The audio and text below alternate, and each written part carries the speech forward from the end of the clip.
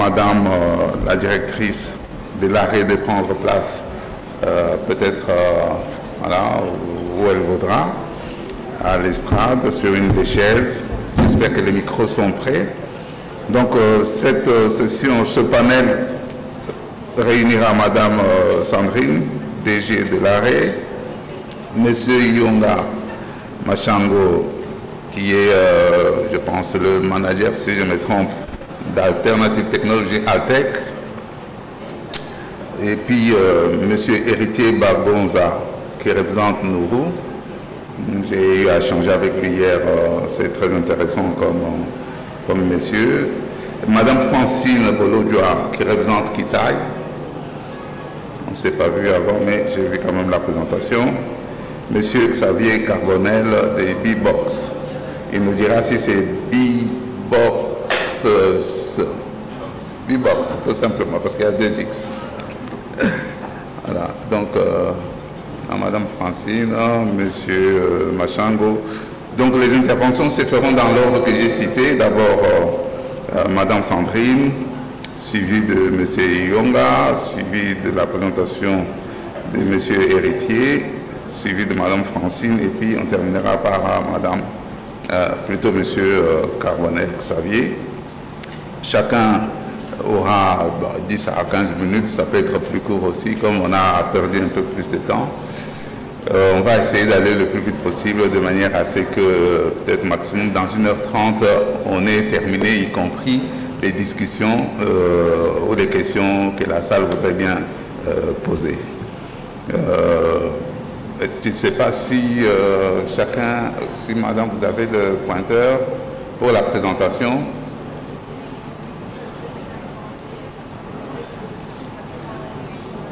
D'accord. Vous avez chacun un micro ou bien vous devez venir ici? Est-ce que chacun de vous a un micro ou vous devez venir? Ok, c'est plus facile de faire là-bas puisque les projections seront faites. Ok. Madame le DG, vous avez la parole pour votre présentation. Il y a peut-être un bouton dessus. Apparemment, ça va. Vous avez la parole, Madame le DG, pour votre présentation. Bonsoir à tous.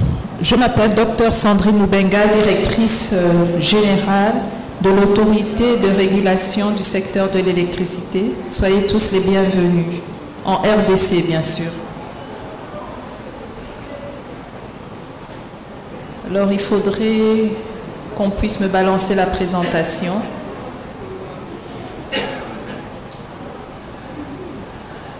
Alors, je suis ici, nous allons présenter, je serai sur la scène et je suis avec le directeur général adjoint, M. Marco Couillou. Donc, la première chose, c'est un peu de vous parler de l'autorité de régulation du secteur de l'électricité en RDC. Nous avons plusieurs missions qui peuvent être divisées en 5 grandes missions, qui sont semblables à la plupart des régulateurs. Donc, nous avons d'abord la régulation, assurer la régulation des activités du secteur, garantir l'accès équitable aux exploitants, contrôler la qualité des infrastructures qui sont construites avec les normes et standards, recevoir tout ce qui a à voir avec les demandes tarifaires, donc aider à fixer le tarif du secteur et protéger les droits des opérateurs et des consommateurs, donc la protection des consommateurs.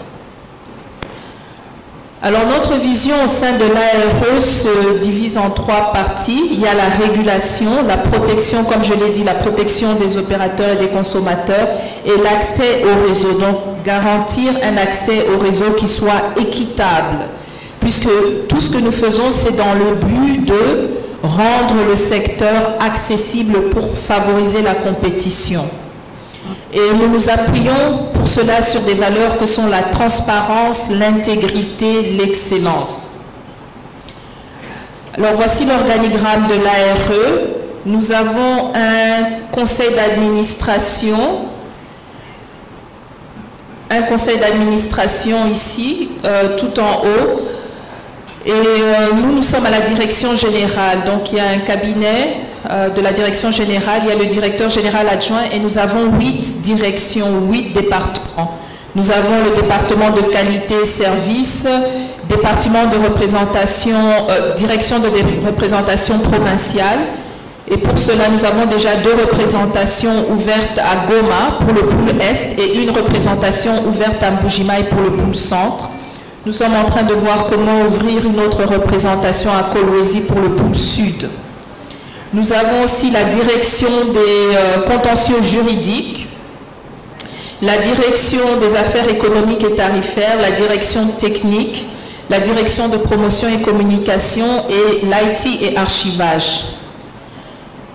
Voici les membres du conseil d'administration que vous pouvez reconnaître parmi nous. Madame Sylvie Olela est présidente du conseil d'administration. Moi-même, Dr Sandrine Moubenga, je suis directrice générale. Nous avons l'administrateur Bertin Kayembe qui est ici parmi nous. Et nous avons l'administrateur Panzou qui se trouve ici parmi nous. Et l'administrateur Wilfried Bahati qui nous rejoint en ligne. Et concernant les membres exécutifs, nous avons le directeur général adjoint, Maître Marco Kouyou, et moi-même.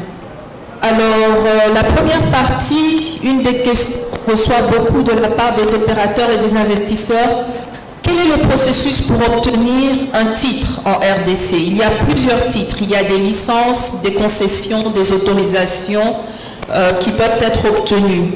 Mais le processus est vraiment semblable. Tout d'abord, l'opérateur doit amener ce dossier en 3 exemplaires et quand il vient à l'ARE, c'est l'ARE au milieu qui traite le dossier, qui analyse et qui donne la décision sous un avis conforme.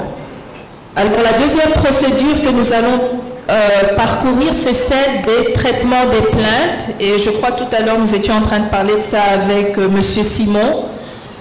Pour le traitement de plainte, la manière dont ça marche, tout d'abord, si un consommateur a une plainte contre son opérateur, il doit d'abord porter plainte officiellement auprès de l'opérateur.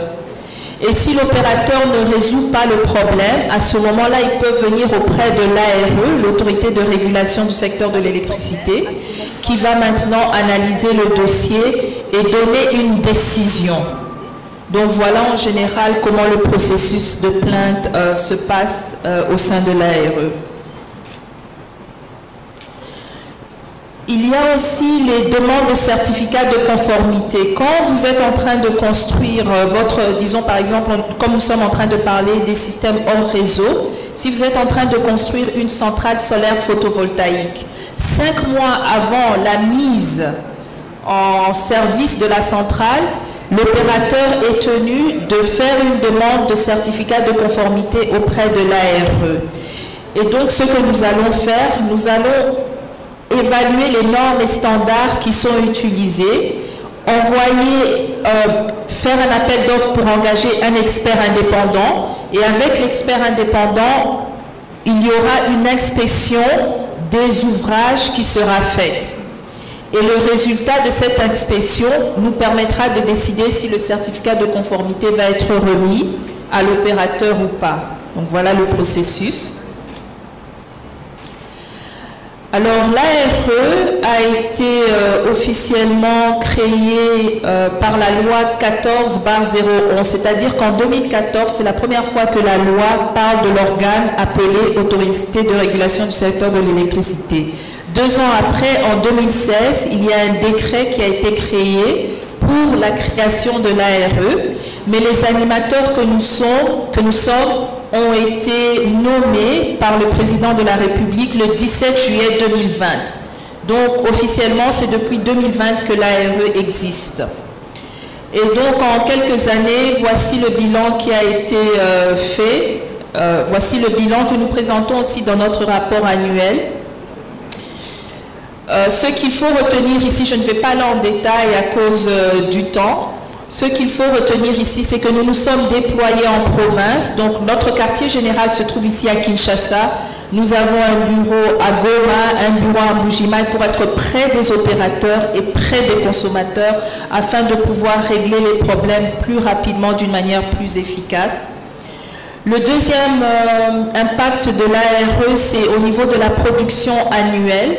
Vous pouvez voir que nous sommes passés de 12 000 gigawatts-heure en 2020 à 15 000 gigawatts-heure en 2022. Donc ça, c'est une croissance de 22,6% dans le secteur de l'électricité. Et il y a aussi le fait que nous nous basons beaucoup sur les énergies renouvelables. Plus de 98% de l'électricité produite en RDC aujourd'hui provient de l'hydroélectricité et du solaire. Alors voici une image du mix énergétique de l'électricité en RDC. Comme je vous le disais, l'hydroélectricité, le mix total revient à 2980 MW. Sur les 2980, nous avons à peu près 2900 d'hydroélectricité, 75 de thermique et 3,4 de thermique, de photovoltaïque. Donc vous voyez que 98% de l'électricité, ce sont des énergies renouvelables.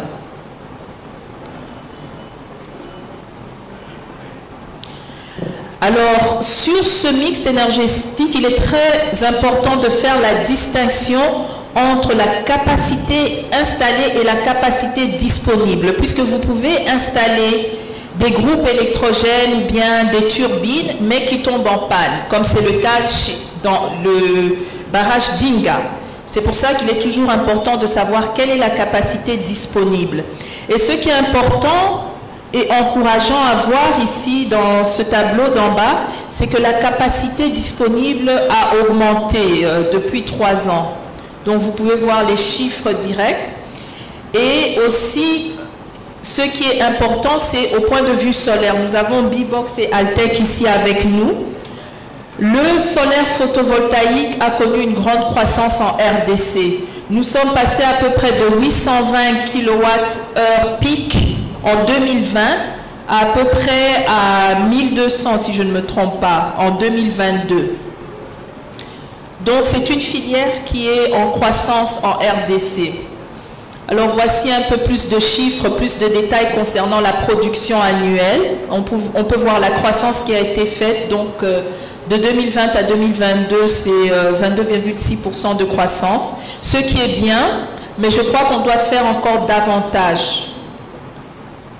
On doit vraiment faire plus pour combler le gap et la démographie que nous avons ici en RDC. Alors concernant le changement climatique, il est très important de noter la quantité de CO2 qui a été évitée depuis les années 2020. Donc vous pouvez voir qu'en 2020, nous avons évité à peu près 8 millions. Donc 1 mégatonne de CO2, c'est équivalent à 1 million de tonnes de CO2. Donc en 2020, nous avons évité à peu près 8 millions de tonnes de CO2. En 2021, 9 millions de tonnes de CO2 et en 2022, 10,3 millions de tonnes de CO2 grâce à l'utilisation des énergies renouvelables. Donc c'est encore pour dire que la RDC est un pays solution face au changement climatique. Alors qu'est-ce que ça représente quand on parle de millions de tonnes de CO2? C'est-à-dire qu'en bleu, nous avons mis l'équivalent de ce CO2. On a comparé à enlever des voitures de la circulation. Donc la quantité de CO2 que nous avons évité en 2020 est semblable à enlever 207 148 voitures de la circulation, 234 998 voitures en 2021 et 252 916 voitures en 2022. Donc c'est la quantité de pollution qui a été évitée. Et si on veut, en vert, nous avons une comparaison en termes de nombre d'arbres plantés, étant donné que les arbres capturent le CO2. Et on estime qu'un arbre peut capturer 25 kg de CO2. En 2022, l'utilisation des énergies renouvelables en RDC est équivalent à planter 413 568 000 arbres. Et ça, ce n'est qu'en 2022. Donc, encore une fois, ce sont des chiffres, des indicateurs qui montrent comment la RDC est en train de combattre le changement climatique. Au niveau de la clientèle nationale, ce qui intéresse beaucoup les opérateurs ici, je crois qu'il y a eu un tout petit problème avec le slide, la slide ici. La partie jaune ici, si vous voyez le nombre de clients basse tension qui a augmenté, en fait, qu'est-ce qu'on voulait montrer avec ces images, c'est que en 2021, le gouvernement de la République démocratique du Congo nous a demandé d'implémenter les paiements électroniques, c'est-à-dire que les consommateurs devraient être capables de payer leurs factures électroniquement. Et pourquoi c'est un avantage? C'est puisqu'il n'y a plus de retard de facture, ça permet un recouvrement plus rapide. Et donc, en 2021, nous avons contacté tous les opérateurs et nous avons implémenté ce paiement électronique et on a vu vraiment une croissance du nombre de clients facturés depuis que cela a été mis en place. Mais il y a juste un petit problème avec le slide, mais c'est la partie verte là. Vous pouvez voir qu'il y a une grande croissance à ce niveau-là, au niveau de la clientèle nationale qui est facturée. Et finalement, on ne peut pas parler des chiffres du secteur sans parler des différents taux. Donc, nous avons voulu savoir quel était le taux de couverture géographique en RDC. Ce taux s'élève à peu près à 35,94% et nous avons mis les formules puisqu'il n'y a rien de pire que quand on lit un rapport avec plein d'indicateurs et on ne sait même pas comment on a calculé. Donc, nous, on s'est dit, on est clair, on vous donne les formules et voilà comment on fait le calcul. Donc, notre taux de couverture géographique est de 35,94%. Ce sont des calculs que nous avons faits suivant l'International Energy Agency. Le taux de desserte en électricité avoisine 18%. Donc, on est passé de 17,88% en 2020 à 18,56% en 2022. Et le taux d'électrification qui est égal au taux d'accès, donc quand on parle de l'ODD 7, Objectif de développement durable numéro 7, c'est souvent le taux d'accès qu'on regarde. Alors, celui-là est à 6%. Alors, le taux d'accès ici, soit dit en passant, il dépend de la population. Et vous pouvez voir que la population de la RDC est passée de 92 millions à 2020 à 97 millions. Donc voilà un peu les indicateurs du secteur. Ça montre qu'il y a croissance parce qu'on passe de 6,43 à 6,67%. Ça montre qu'il y a croissance, mais je pense que nous avons beaucoup de potentiel et d'opportunités de faire mieux dans le secteur et de favoriser l'industrialisation.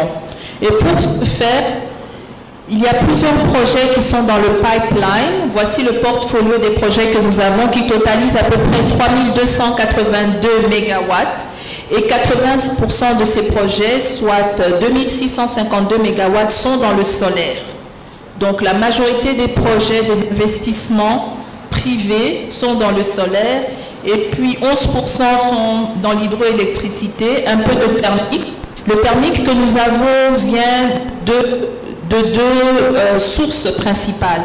Il y a le gaz méthane qui se trouve dans le lac Kivu, qui peut être extrait pour produire de l'énergie. Et il y a aussi vers Matadi, le pétrole qui est extrait.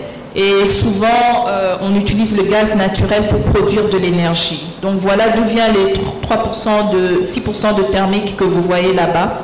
Et il y a un peu d'importation aussi, 3% d'importation. D'ailleurs, je salue en passant notre sponsor CEC qui fait aussi l'importation. Alors, voilà quelques photos quand nous étions en train de visiter. Ici, c'était la visite de Nourou, qui a une centrale photovoltaïque à Goma. Et ça, c'est le poste de Kinsuka. Donc ça, c'est une implémentation du Smart Grid. C'est celui qu'on va visiter vendredi.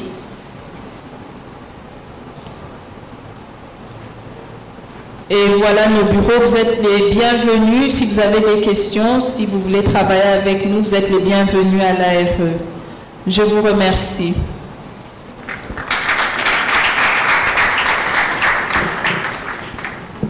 Merci beaucoup, Madame le DG. Je préfère que tous les présentateurs, tous les panélistes passent et puis on fera les séances de questions juste après. Je pense que c'est Altec maintenant qui doit... oui, c'est bien Altec. Monsieur... Comment encore le nom? Le nom c'est Iongwa Mashanga. C'est Yongwa, voilà, monsieur Yongwa, d'Alternative Technologies Group. Merci de respecter les timings parce que tout à l'heure c'était presque 20 minutes. Oui, je peux avoir des slides rapidement pour montrer les produits. Mes slides pour les produits. Est-ce que... Slide. Les slides de Altec, s'il vous plaît. Voilà, merci. Je réponds de Iongwa Mashangao. Et je suis le cofondateur et directeur général de la société Altec Group. Nous avons jugé les mécanismes de cogestion de notre entreprise parce que c'est un groupe avec beaucoup d'ambition, mais également avec une grande vision pour contribuer aux efforts de notre gouvernement à éradiquer la pauvreté énergétique dans notre pays. C'est que nous sommes ensemble...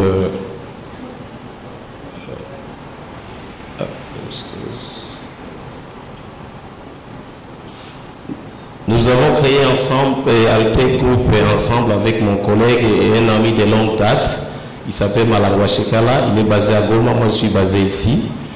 Et nous avons créé Altec sur le fait que nous sommes nés, nous avons grandi dans les ménages pauvres sans accès à l'électricité à l'est de la RDC. Et nous avons commencé notre entreprise à l'est. Et aujourd'hui, je suis heureux de vous parler que nous sommes établis sur 23 provinces de notre pays, dans 23 provinces sur les 26. Et nous tendons vers toutes les 26 provinces vers la fin de cette année. Et en commençant Malango et moi, aujourd'hui, nous avons un gigantesque réseau de distributeurs que nous appelons les ambassadeurs solaires. Ils sont recrutés, formés et basés dans les communautés respectives, avec les installateurs aussi. Et ils font des grands travaux de distribution. Tout d'abord, identification, sensibilisation, démonstration, évangélisation même des avantages des systèmes solaires domestiques que nous disposons auprès des ménages vis-à-vis des ressources énergétiques traditionnelles, budgétivores, même si nous regardons même 1000 lampes tempêtes, même 1000 bougies dans un ménage, combien ça coûte, on a fait des calculs, c'est que ça prend vraiment beaucoup d'argent sur le budget familial, mais également toxique, et quand on regarde les incendies aussi que ces sources énergétiques traditionnelles causent dans le ménage. C'est que le gigantesque réseau aujourd'hui est d'au moins 5000 ambassadeurs solaires en comprenant les installateurs, et ces jeunes gens font de tout ce que nous faisons. Par rapport aux sources énergétiques que nous mettons à la disposition des ménages avec des plans de paiement échelonnés que nous adaptons à leur pouvoir d'achat, c'est que nous avons notre produit de base, c'est une solution solaire qui a des valeurs, éclairage, plus charge de téléphone. Et ça, nous appelons ça L190, c'est que ça, 190 lumens, la puissance d'éclairage. C'est un micro-panneau de 2,4 watts avec une batterie lithium de 2600 mAh et ça donne ses valeurs.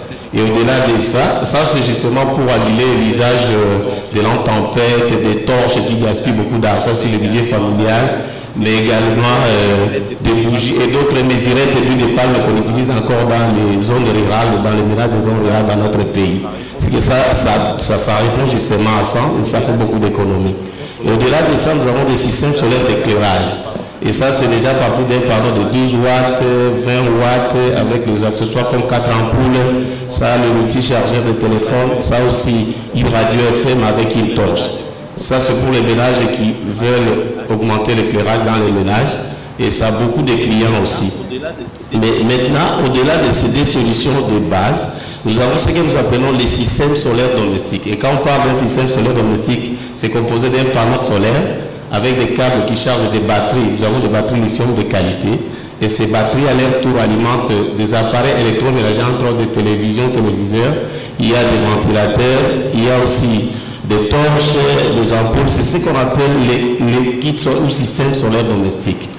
On est content que le gouvernement est en train de nous accompagner dans ce sens et comprendre même les innovations qui évoluent, même si nos lois régressent un peu par rapport à intégrer ces aspects. Parce qu'un système solaire domestique aujourd'hui n'est pas tout simplement les panneaux comme on les pensait avant, mais c'est plutôt les panneaux batteries avec les accessoires basiques électroménagers. Nous ajoutons même des frigos solaires aussi que nous mettons dans les systèmes solaires domestiques. Et au-delà de tout ça, nous avons des générateurs solaires. Ça, ce sont des solutions à partir de 1 kWh jusqu'à même à 15 kWh que nous disponibilisons dans les ménages selon leur pouvoir d'achat. Tout ça, c'est notre gamme de produits et ça, ce sont des générateurs solaires. Mais Altec aussi est pionnier des motos électriques dans notre pays et on est en train de piloter ce projet dans 4 provinces aujourd'hui, ici à Kinshasa, à Goma, à Lubumbashi et à Kisangani. Et les jeunes gens qui sont bien recrutés aussi formés et avec des tendances entrepreneuriales, de culture d'épargne, connectés dans des banques pour avoir des comptes bancaires, même des comptes M-Pesa, tellement Orange Money, pour commencer à parler dès les premiers jours. Il ne donne que 6 $, même 6 à 8 $ par jour, et toute la journée, ils peuvent utiliser leurs motos électriques et gagner tout ce qu'ils gagnent. Ils rentrent avec ça et ils vont utiliser ça pour leur croissance économique. C'est que j'essaie un peu de donner brièvement ce que nous faisons, mais au-delà de ça, j'allais dire que nous nous réjouissons en fait de l'effort. Aujourd'hui, nous pouvons parler le même langage. On est ici grâce à l'invitation de l'autorité de régulation. Nous essayons de plaider. Il y a beaucoup d'accompagnement, par exemple, l'arrêté 076 pour le partenaire de la RDC, entre autres la Banque mondiale, qui nous accompagne dans le cadre du financement extérieur. Ça nous aide vraiment beaucoup pour pouvoir importer les produits. Il y a les arrêtés, c'est l'école des investissements qui nous accompagne. Le président de la République qui nous avait accompagnés pour le fonds MINDA, pour l'électrification rurale et périurbaine. On est bénéficiaire de ces projets que nous continuons à exécuter. Toutefois, il reste encore beaucoup de challenges par rapport à notre politique de décentralisation. Parce que nous souffrons aujourd'hui comme challenge, au-delà des contraintes logistiques, parce que pour faire des gymnastiques et installer les zones rurales, dans les zones rurales dans notre pays, ce n'est pas facile. Nous souffrons d'abord des coûts logistiques, mais au-delà de ça, il y a trop de taxes dans notre pays. C'est que le gouvernement central, si je peux parler, au-delà même de la fiscalité, avec le ministère des Finances, il y a trop de taxes au niveau de la parafiscalité. Et un seul ministère a des agences. Je peux citer par exemple le ministère de l'Environnement et du Développement durable. Même si vous payez des TIT, RATAPO et autres, il y a encore l'ACE, l'Agence nationale de l'environnement, qui va vous exiger de faire une étude à impact environnemental pour un kit solaire. Et si vous ne le faites pas, le directeur professionnel peut décider de sceller tous les choses. Et là, vous commencez le dossier au parquet. Et là, j'ai le dossier au parquet comme je vous parle. Le ministère de Culture et Arts, il y a FPC, il y a SOCODA. Le ministère même de PETENTIC, j'ai des dossiers au niveau de gouvernement avec le ministre provincial. C'est que c'est beaucoup de ministères qui nous taxent. Et je me réjouis quand je vois dans la vision de l'autorité de régulation cette création de l'environnement favorable aux investissements. Quand je vois dans la mission de l'autorité de régulation la protection non seulement des consommateurs, mais aussi des opérateurs ou des investisseurs, je me dis que l'autorité de régulation devrait déjà commencer à matérialiser ça pour que nous puissions avancer parce que ça ne va pas sur le terrain. Ça, c'est un feedback réel. Il faut qu'on se parle comme ça pour qu'on puisse améliorer les choses. C'est que c'est au-delà des défis logistiques que nous souffrons comme ça, c'est que ce n'est pas du tout facile. C'est pas du tout facile. Et nous, notre projection, comment est-ce qu'elle nous aide? Moi, j'étais réveillé le matin comme entrepreneur et l'après-midi, là, je me charge de la fiscalité, je deviens fiscaliste. Et mon collègue se charge d'autre chose de business. C'est que si on ne faisait pas la possession, on serait plus ici aujourd'hui. C'est qu'il y a beaucoup d'efforts de la part de notre gouvernement, mais il y a encore aussi beaucoup d'efforts à fournir pour que nous puissions faire mieux. Et avec tout ce que nous avons déjà fait, plus de 5 000 emplois, nous avons déjà distribué plus de 350 000 produits solaires avec accessoires. Si nous prenons la moyenne de 5 personnes par ménage, on a déjà impacté les vies de plus de 1 750 000 Congolais, tels que nous sommes là. Et nous disons d'ici 2030, dans le même objectif d'éradiquer cette pauvreté énergétique dans notre pays, nous pouvons distribuer plus de 2 millions de produits solaires. Et si nous le faisons, nous allons impacter les vies de 10 millions de Congolais et dans le processus créer même plus de 5 000 emplois. Ça, c'est d'ici 2030. On est un peu ambitieux, mais on est passionné. On se dit que si nous ne le faisons pas, qui autre va le faire à notre place? S'il y a des gens qui peuvent venir nous accompagner, tant mieux, on est là, mais on le fait déjà. Et nous sommes des jeunes entrepreneurs congolais. Nous avons besoin de l'accompagnement, par exemple, d'une protection des entrepreneurs locaux. Je refuse pas la concurrence, j'aime bien, mais qu'on puisse aussi sentir que les entrepreneurs ne sont pas nombreux aussi dans le secteur, qu'on puisse savoir au moins des cas de faveur, madame la directrice générale, ça peut beaucoup nous soulager, ça peut aussi amener d'autres jeunes entrepreneurs congolais dans le secteur. Nous avons besoin d'une coordination des partenaires de notre pays. On peut bénéficier, par exemple, dans un projet de la Banque mondiale, on tire profit des arrêtés qui existent, mais si c'est notre partenaire qui vient, il faut recommencer le processus et là, ça pose des problèmes. C'est qu'il y a une coordination auprès des partenaires, une coordination pragmatique qui travaille efficace, peut aussi nous soulager pour avancer les choses dans notre pays. Voilà un peu ça ce que je pouvais dire en grosso modo. Merci.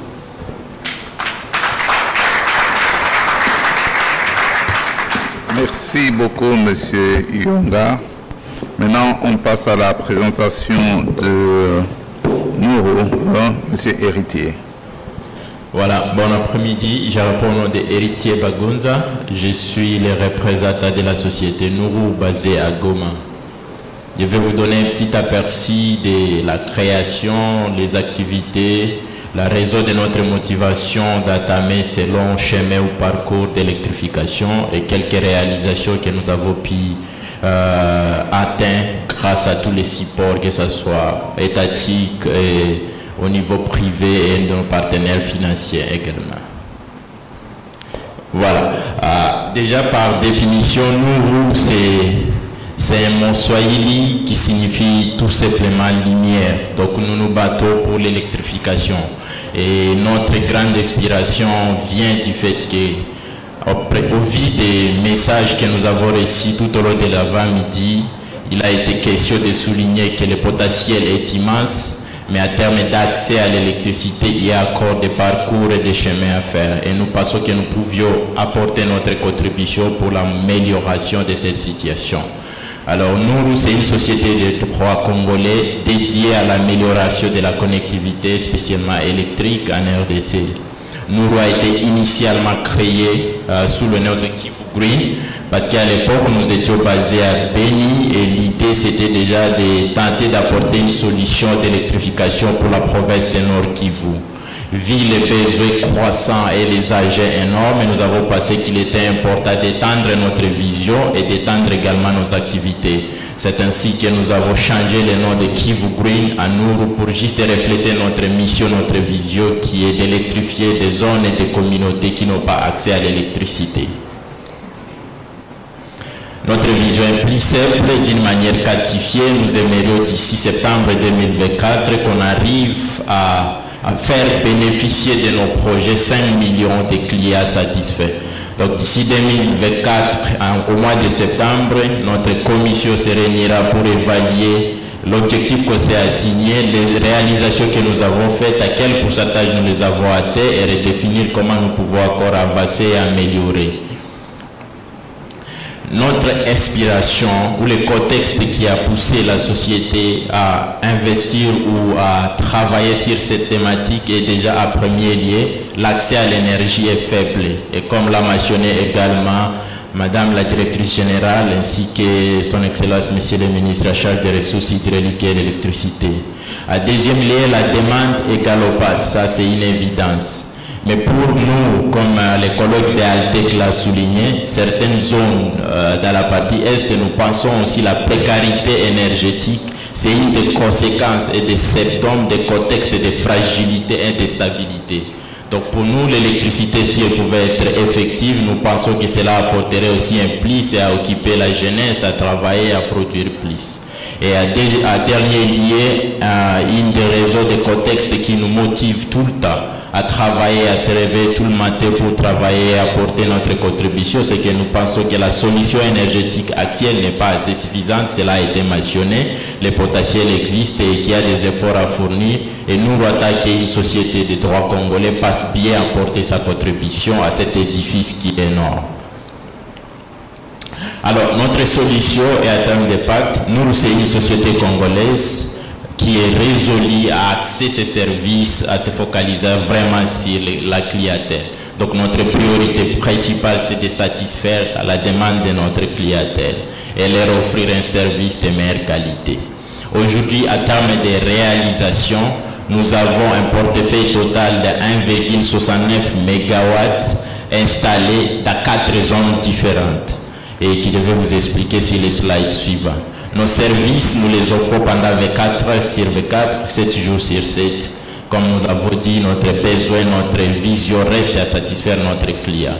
À terme de connexions actives, aujourd'hui, nous comptons plus de 2700 connexions et nous avons une éventail de consommateurs, les ménages, nous avons les entreprises, nous avons les atteintes de télécom, nous avons des sites de traitement d'eau et de distribution qui bénéficient de nos services. Nous avons également les structures de santé, les écoles et j'en passe.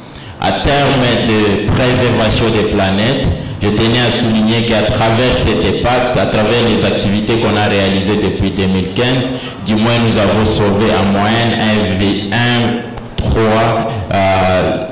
mégatonnes de CO2 a été évité tout au long de notre activité.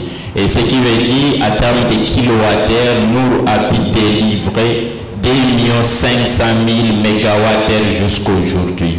Sans parler de lampadaires que nous avons aussi déployés pour améliorer les services publics et la sécurité également. Alors, notre actif à terme d'image, nous avons 4 sites, comme je l'ai souligné. Nous avons commencé à Beni en 2017 avec ces projets pilotes de ces 5 kW. Nous sommes passés à Goma avec le projet de 1,3 MW qui est opérationnel et qui sert un bon nombre de nos consommateurs aujourd'hui. Nous avons l'idée centrale ou le mini-réseau que nous avons déployé à Tadou et Faraj grâce aussi à la contribution de l'Union européenne avec le partenariat avec le parc de Karamba que nous saluons en passant. Et c'est ça, ce qui donne un peu le portefeuille de 1,69 MW de puissance installée que nous rencontrons aujourd'hui. Il est important de souligner les sites de Beni, Goma et les projets Tadou Faraj entrent dans le cadre de série A de notre financement que nous avons estimé à 8,5 millions. Nous sommes déjà sur un projet qui va commencer cette année, ce que nous appelons série B, parce que le levée de fonds a été finalisé et nous allons déployer une capacité supplémentaire de 13,7 MW dans 3 villes stratégiques de la province. À Kindu, 2 MW, à Bunia, nous allons déployer 8 MW et à Goma, nous allons augmenter notre production avec 3,7 MW supplémentaires pour faire un total de 5 MW. Nous espérons d'ici l'année prochaine que ce site sera opérationnel. Et à part cela, nous avons déjà des projets de série C qui sont déjà en prospection, que nous en parlerons peut-être plus tard. Alors derrière cette petite réussite ou réalisation, je tenais à souligner 3 choses. À premier lieu, ce sont nos différents réseaux des investisseurs et partenaires techniques et financiers, que ce soit au niveau international tout comme au niveau national, qui nous cessent à croire à notre élite et à investir dans cette société. À deuxième lieu, nous avons une équipe dédiée et remarquable au niveau pays qui travaille jour et nuit pour matérialiser cette vision. Et à troisième lieu, il était important également de souligner l'appui politique mais aussi l'accompagnement de l'autorité de régulation, sans laquelle toutes ces initiatives ne pouvaient pas voir le jour parce que le secteur était hyper naissant, la régulation n'était pas aussi au beau fixe. Mais avec l'arrivée et l'instauration de l'autorité de régulation, nous avons bénéficié d'un accompagnement suffisant et ce qui a fait aujourd'hui ces actifs dont nous parlons et les projets que nous déployons, c'est toujours sous leur gouvernance et nous tenons à saluer cet apport. Ceci, c'est une brève présentation pour juste vous donner le parcours, les actifs et la raison qui anime la société nous à embrasser cette vision, à améliorer l'accès à l'électricité pour s'aligner sur la vision des chefs de l'État. Je vous remercie.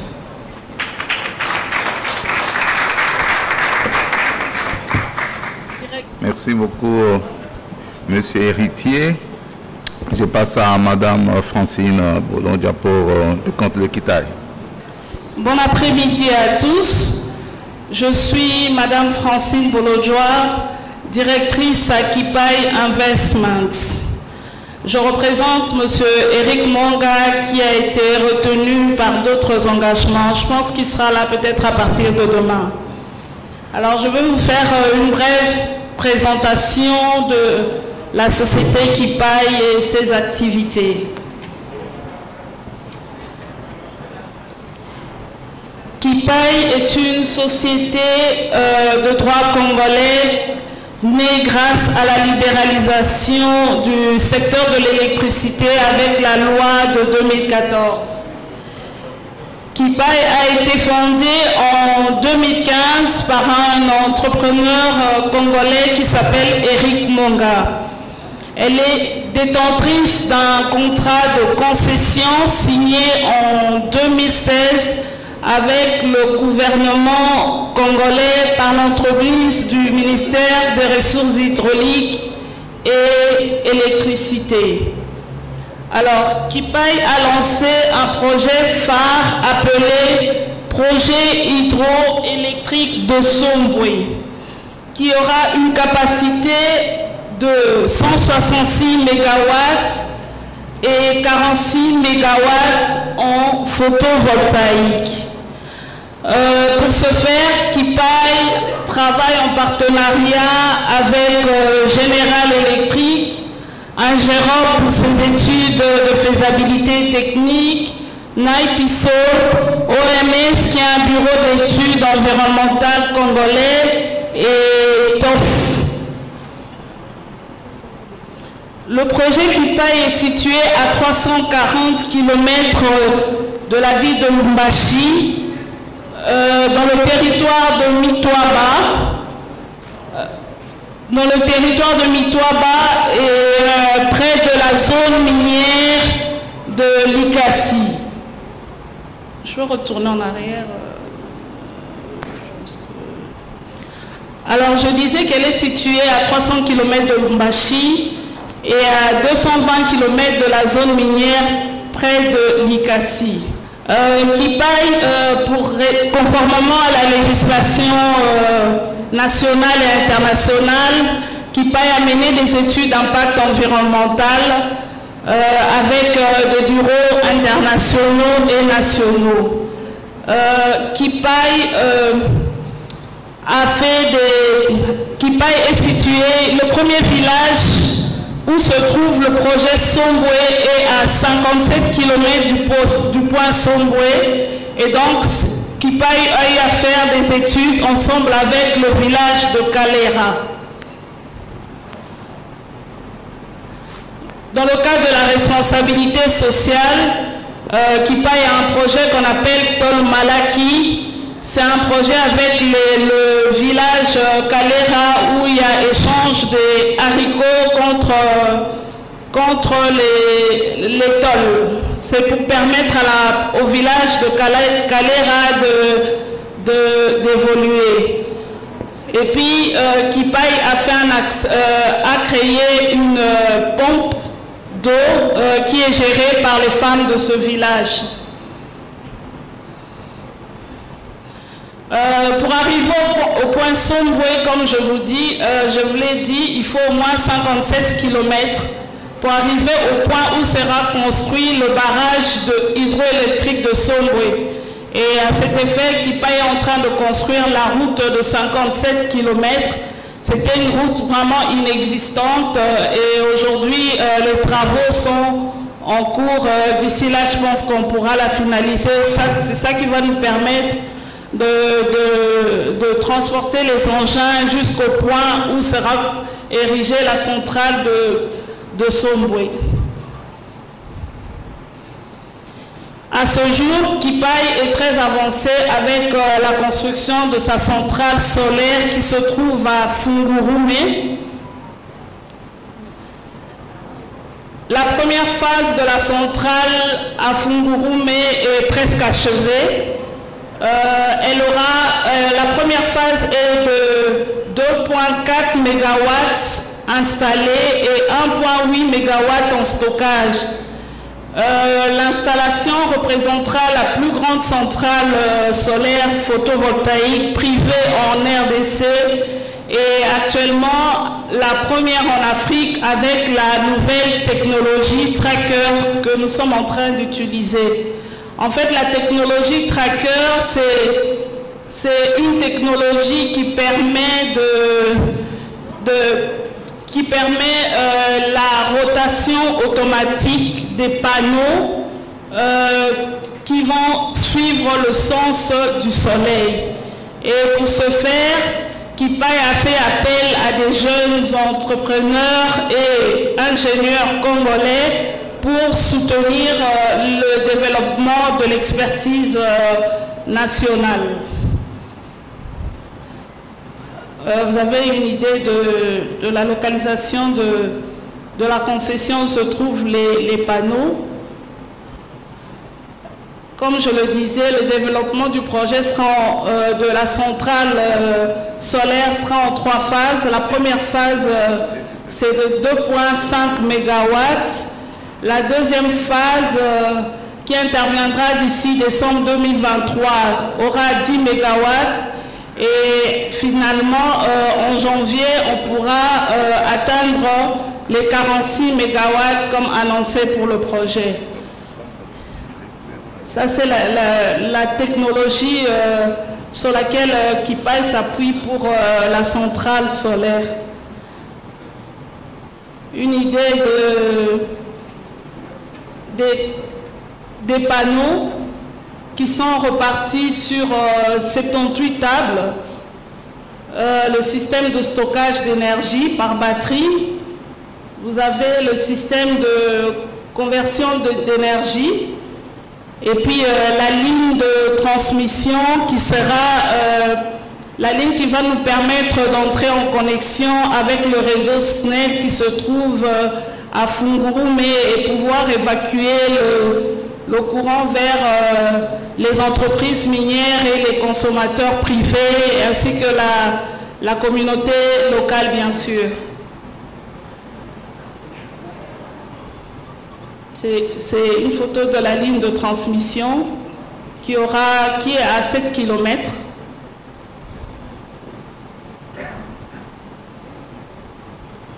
Ça, c'est une idée de la concession. Se trouve la centrale solaire. Comme je vous le disais, ce projet a entièrement été conçu et construit par des Congolais. Les câbles que nous avons utilisés, ce sont des câbles congolais produits, fabriqués à Lubumbashi par une entreprise congolaise avec du cuivre extrait du sol katangais. Donc c'est vraiment un projet 100% congolais. Voilà un peu en résumé le projet Songwe. Je vous remercie.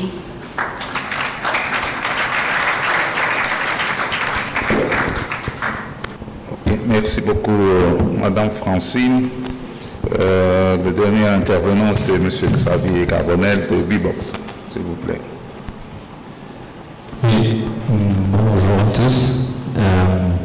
Merci beaucoup, Madame la Directrice et le professeur Roya pour l'invitation. Xavier Carbonel, je suis le DG de Bibox. Pour cette présentation, j'ai préparé 2 fausses idées, 3 challenges que nous rencontrons, et puis 3 suggestions de solutions. D'ailleurs, je pense que vous retrouvez certaines des choses qu'ont dit mes collègues.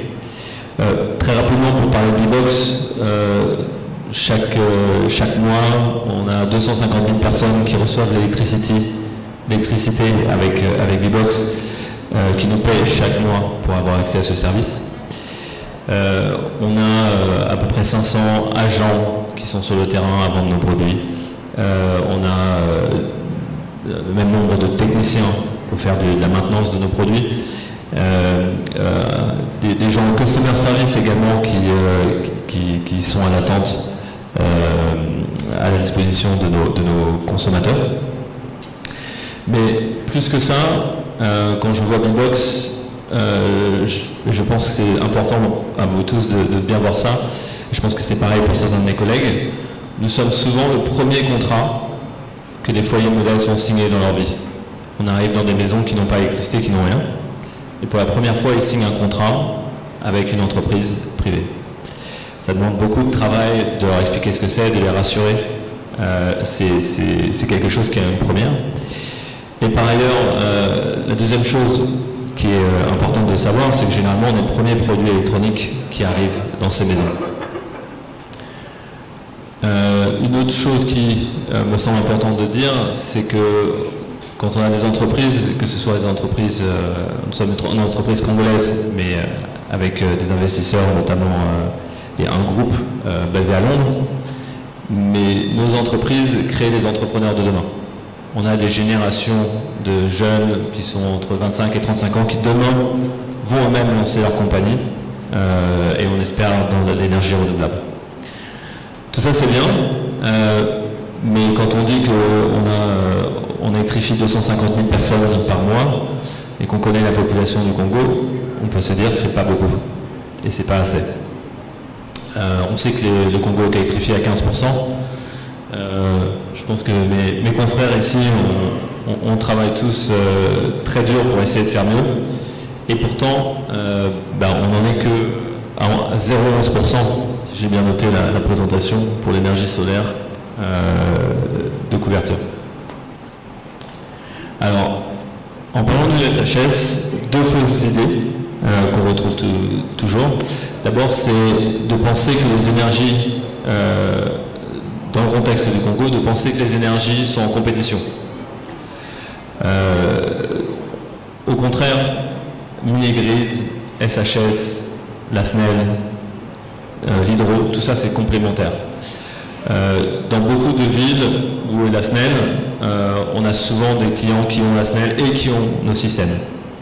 Dans certaines villes comme à Bukavu, la SNEL a fait beaucoup de progrès et progressivement on a certains clients avec qui arrêtent leur abonnement avec nous et qui profitent complètement de la SNEL.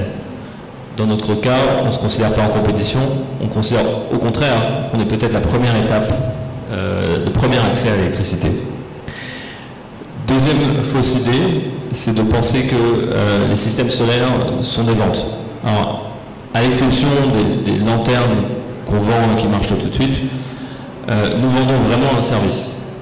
Bien qu'on se dise que les kits sont installés, en fait, tout le challenge de notre travail, ce qui nous rend très différent de la télécommunication, par exemple, qui vend des SIM cards, c'est que nous, une fois qu'on a installé, on a fait une toute petite partie du travail. Une toute petite partie du travail. On a 150 techniciens qui sont toujours sur le terrain pour aider les clients qui vont avoir des problèmes de batterie, qui vont avoir cassé leur télévision. Dans ce équipe télé, ça arrive. On a 5 centres de réparation au Congo et donc on doit gérer le management de ces clients, de leurs problèmes, les réparations, la logistique qui va avec ça. Donc ça c'est deux fausses idées. Dans ce contexte également, 3 challenges. Pourquoi on n'a pas électrifié tout le Congo déjà? Le premier challenge, c'est le pouvoir d'achat. Et c'est pour ça que dans certaines villes, par exemple, le taux d'électrification n'est pas de 100%. Pourtant, l'accès est facile. Mais parce qu'on a encore des populations qui vont gagner peut-être moins que 50 $, moins que 30 $ par mois. Et celles-là, aujourd'hui, on a beaucoup de mal à les atteindre. Notre clientèle est à peu près pour les kits les plus simples, va être entre 70 $ par mois jusqu'à 150 $ pour un membre de la famille. Deuxième challenge, la distance. Moi, ça fait 1 an et demi que je suis au Congo. La première fois que j'ai pris l'avion entre Kinshasa et Goma, je pensais que je m'étais trompé d'avion, je ne pensais pas que c'était si loin. Parce que simplement, on ne se rend pas compte, surtout quand on vient d'Europe, que le Congo est un pays si grand. Et ça a des incidences en logistique, en coût logistique. Pour vous donner un ordre d'idée, sur certains kits qu'on doit déplacer, par exemple de Goma à Kisangani, le déplacement, je crois que mon micro est en train de perdre l'âme. Merci. Quand on a une réparation à faire ou quand on a un kit à transporter, le transport du kit simplement d'une région à une autre peut valoir 8 à 10% de la valeur du kit. Donc aller-retour pour une réparation, ça fait 20%. Vous imaginez qu'avec des marges qui sont des marges petites par nature, c'est difficile. Et enfin, le dernier problème qui a été souligné par mon confrère ici, c'est la difficulté administrative. Si on veut avoir des exonérations à l'importation, par exemple au Congo, il va falloir avoir une exonération pour chaque région. Or, c'est un même but, le Congo est un pays uni, et c'est vrai que ça demande beaucoup de travail. On est un peu fiscaliste, mais on est aussi chef administratif. Il y a beaucoup de choses à faire. Donc, dans les solutions, 3 solutions aussi suggérées. 1, le choc de simplification, tout ce qui peut aider, et je pense que là-dedans, l'agence de régulation a vraiment un rôle très important de simplification, de présence, de mettre tous les acteurs autour de la table, et ça va vraiment aider. La deuxième chose, c'est un choc fiscal. Effectivement, les entreprises, toutes les entreprises doivent participer à tout ce qui est taxes, et je rejoins encore une fois mon confrère sur le fait qu'on devient fiscaliste, mais je pense que toute taxe qui est enlevée nous permet d'atteindre 1 km, 2 km de plus en distance pour aller équiper des gens qui ne sont pas équipés. On ne récupère pas de TVA sur un kit qui n'est pas vendu. Donc il y a toute une partie de la population qui n'accède pas, et nous permet d'enlever certaines taxes, d'alléger, ça nous permet d'aller plus loin, ça nous permet d'aller chercher des foyers dans les villes qui ne sont pas équipés aujourd'hui parce qu'ils n'ont pas les moyens. Voilà. Et le dernier point, c'est un bon système de subvention, et pour ça je dois saluer l'ANSER et l'UCM qui gèrent les principales subventions. Un bon système, c'est 2 choses. C'est un système juste, et c'est à ça que servent les agences, et c'est un système transparent.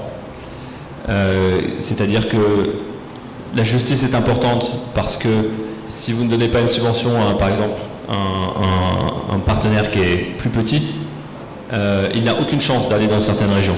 Certaines régions nécessitent une subvention.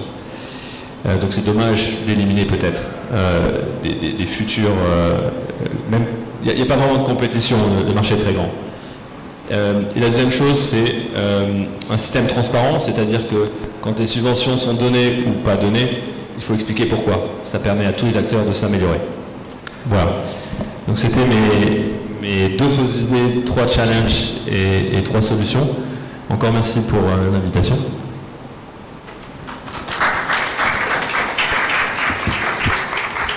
Merci beaucoup, Monsieur Xavier. Merci pour les présentations qui ont été assez claires pour tout le monde, je l'espère. En tout cas, pour moi, ça l'a été. On va passer maintenant à la séance de questions. Je préférerais commencer par m'éclairer moi-même. La charité bien ordonnée commence par soi-même. Je commencerai donc par mes questions. Vous le permettez, peut-être que ça va rencontrer les préoccupations des uns et des autres, et puis on passera la parole à la salle. Je voudrais quand même, c'est pas revenir d'abord à la prof Sandrine. Je ne sais pas pourquoi elle préfère dire docteur Sandrine, parce que docteur ici, ça veut dire médecin. Et pourtant, vous êtes un professeur, docteur ingénieur. Quand vous dites docteur, les gens, je pense que beaucoup qui ne la connaissent pas très bien vont penser qu'elle est médecin. En fait, c'est une question que je reçois beaucoup, mais j'ai un beau-frère qui a travaillé aux Nations Unies pendant 30 ans. Il était interprète. Ouais. Alors, il a dit que mon titre c'est professeur, docteur, ingénieur. Ngalula Sandrine Oubenga. Exact. Mais comme ça fait un peu long, j'abrège tout simplement avec docteur. Mais lui il me dit non, non, non, ça doit être professeur, docteur, ingénieur. Il faut au moins dire docteur, ingénieur. Parce que quand vous dites docteur, tout simplement, les gens vont croire. Je pense que certains ont pensé qu'elle était médecin dans un hôpital. En fait, j'ai quelques questions pour vous, particulièrement. La première, c'est que c'est quoi la différence entre une licence, une concession et une autorisation? Pourquoi je pose cette question? Parce que de ce que je sais de la concession ou de ce que j'ai appris de la concession, l'opérateur de la concession rend à l'État quand son activité est complètement démolie, le matériel complètement inutilisable. D'après l'expérience, enfin, moi je n'ai pas vécu ça, mais c'est ce que j'apprends. Est-ce que la concession, c'est une option à laquelle vous avez pensé que voilà, on peut vous remettre à l'État du matériel déjà inutilisable? La différence d'abord, est-ce que vous avez pensé à cet aspect très décevant de la concession? Merci pour la question, professeur Béa. Et pour certaines questions, je serai assistée du directeur général adjoint qui est juriste. Alors, la différence entre la concession, la licence et l'autorisation, tout d'abord, tous les trois sont des régimes juridiques, selon la loi 14/011 sur le secteur de l'électricité. En général, la manière simple de se rappeler ce que chacun fait, c'est en fonction de la taille du projet et du site. Quand vous avez un projet qui a lieu sur un site public, dans le domaine public, donc disons que l'État, dans le cadre d'un PPP, l'État donne le terrain et l'opérateur construit l'infrastructure, ça serait un PPP sur un domaine public. Dans ce cas, le régime juridique, souvent, c'est la concession, parce que c'est sur le domaine public. C'est la façon simple de penser à ça. Maintenant, si l'opérateur achète aussi le terrain, comme c'est dans le cas de Kivu Power, ils ont acheté le terrain au bord du lac Kivu pour exploiter, là, c'est une licence de production. Et bien sûr, si la production est supérieure à 1 mégawatt, donc la concession et la licence, c'est quand la production est supérieure à 1 mégawatt. Et ça, c'est si on parle de production. Donc là, je vais juste parler de production parce qu'il y a différents segments. Il y a la production, le transport, la distribution, la commercialisation, mais on voit souvent ça dans la production. Alors l'autorisation, la différence, c'est quoi? L'autorisation, c'est sur des projets plus petits, souvent en dessous d'1 mégawatt. Comme dans le cas de Tadjou et Faradje, ce sont des autorisations que nous avons données à la société Nourou.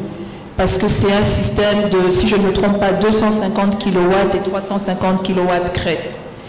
Donc voilà un peu une façon simple de faire la différenciation. Je peux demander à Maître Marco peut-être de compléter la différence entre les licences, les concessions et les autorisations.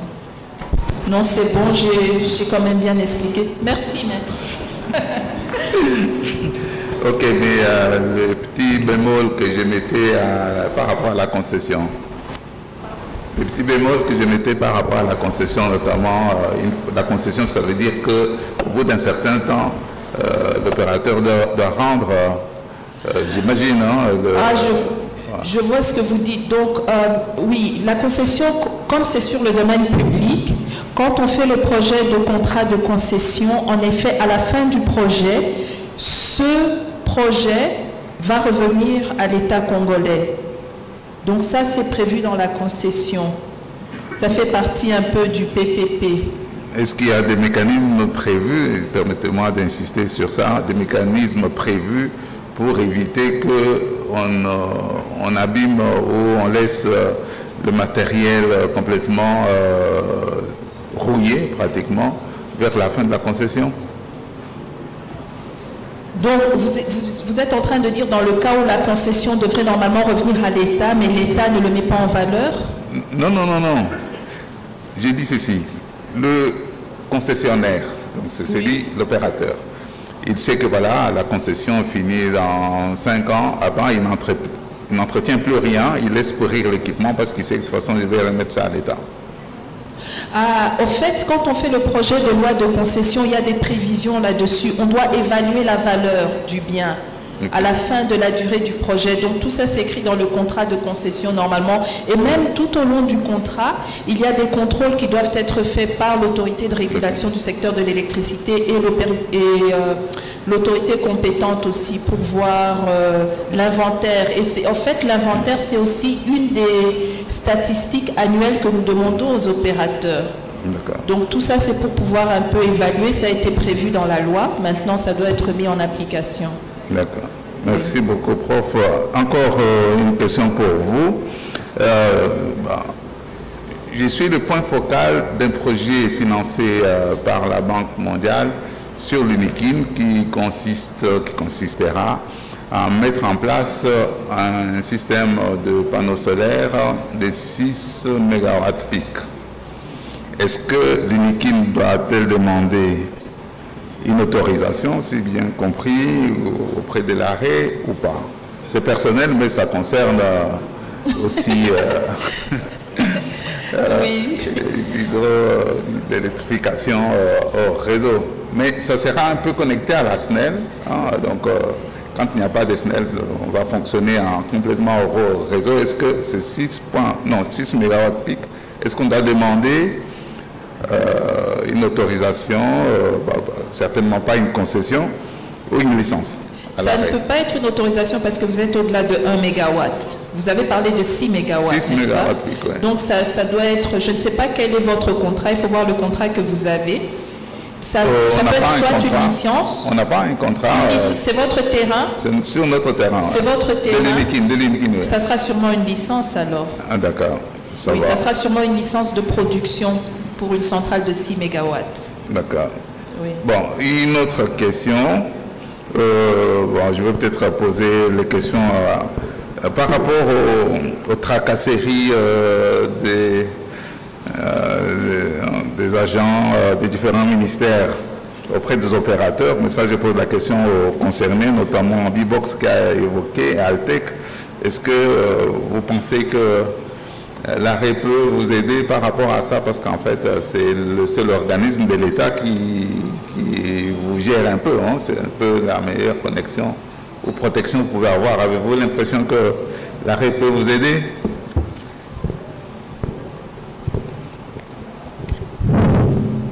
Justement, par rapport à la mission, quand nous disons la mission et même la vision de l'autorité de régulation, quand il s'agit de promouvoir ou soit de créer l'environnement favorable, c'est justement ça, parce que l'environnement favorable, moi je peux donner par exemple, pour pouvoir œuvrer dans les domaines des énergies renouvelables avec des plans de paiement échelonnés à partir de 12 mois, 24 mois, 36 mois.